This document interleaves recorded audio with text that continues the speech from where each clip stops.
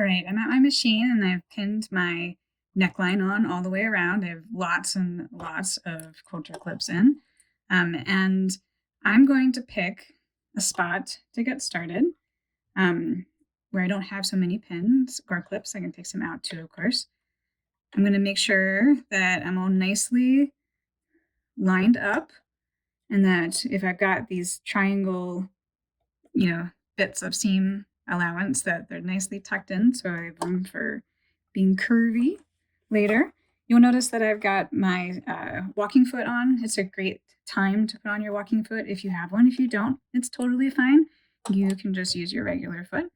And I've got a 3/8 inch seam allowance or 1 centimeter seam allowance, depending on where you are. So I'm all nicely lined up, and I'm making sure that as I go through this, I'm going to be gently stretching the ribbing without overly stretching the linen. And that's really the trick. And I'm going to keep my fingers right along where my seam is going rather than over worrying too much about trying to manipulate what's happening at the edge here. What's really important is keeping my seam allowance from being stretched out in a weird way. So I'm going to drop my needle. I'm going to go a little forward, a little back, a little forward. Sure, all ready to go here. Keep my shoulder seam out of the way.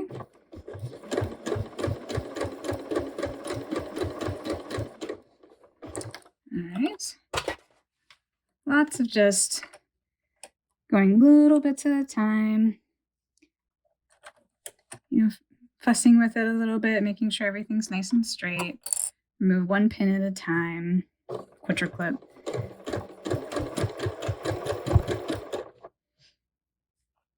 I like having lots of quilter clips in because it forces me to slow down and make sure I'm not doing anything fast that's going to end up needing to be redone.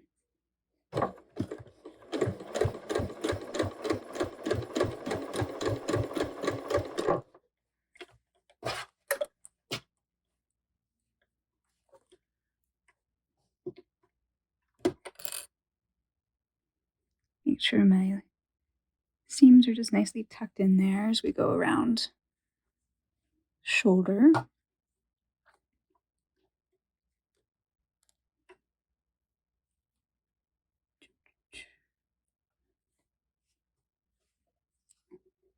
There we go.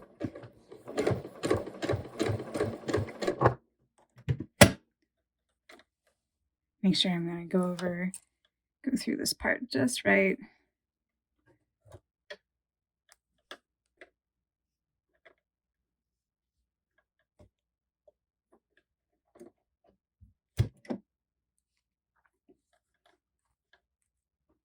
There we go. I'm pushing in right along the seam where the seam itself is going to go, making sure that things are straight there, letting the ease happen kind of around that.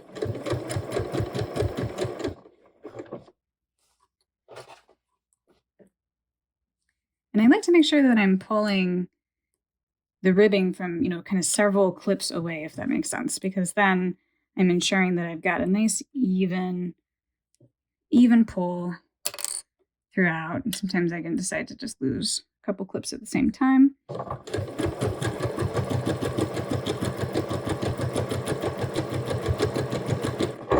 Okay.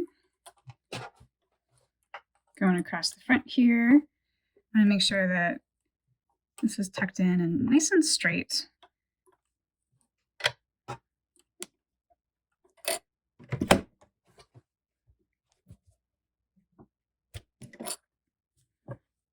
As I go across the front. Okay, that's looking really pretty good.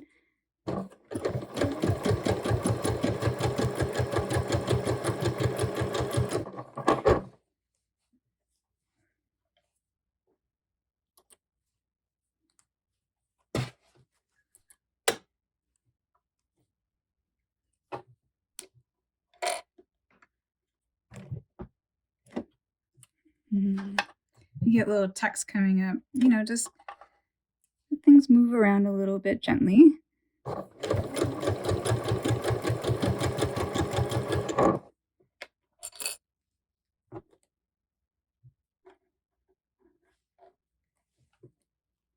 And as I start to kind of go around the collarbone here, there's quite a curve to it. So I'm holding it up in front of me to kind of keep that shape that's going to be on the body. And that helps make sure everything stays in the right place.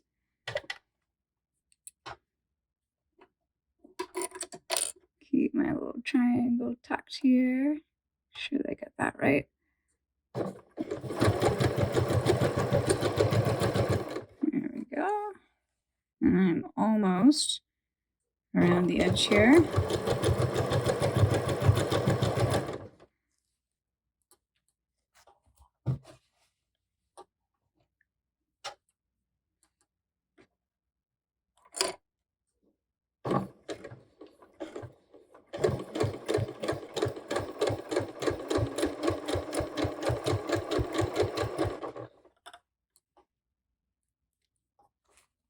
As I get around to the back here, then I can pull pretty far away from where I'm sewing to make sure everything's nicely lined up and ready to go through here.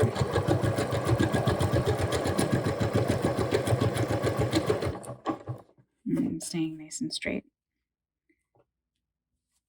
through the back. And about to connect up with my starting point.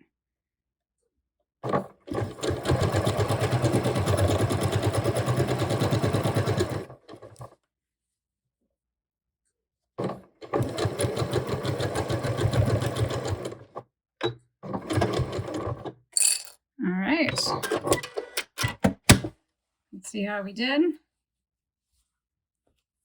So we have a really nicely done rib. And then the only other thing you need to do is go around and top stitch this guy. So when you do that, I would recommend doing that from this side up again. I think they might recommend to do it the other way. It's up to you what you want to do there. I would make sure you also have a longer stitch. I did a stitch of 2.7 to get around the first time because we're going over elastic and stuff. For top stitching, I tend to go all the way up to a 2.9 length on my stitch. So I want to be super close to the edge here. I'm at about 1/8 of an inch, and then I want to keep things stretched. I'm going to back stitch a little, go forward,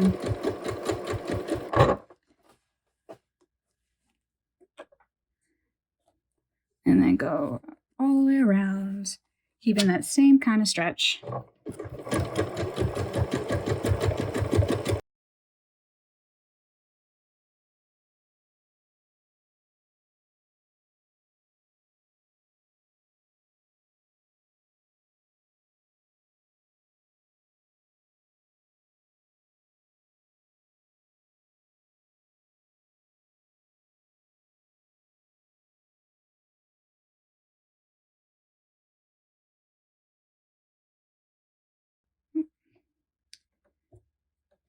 I have my center back seam here. We'll need to rip that out later so I can keep my center back seam nice and flat, but we won't worry about that for the moment. And then do a little back stitch.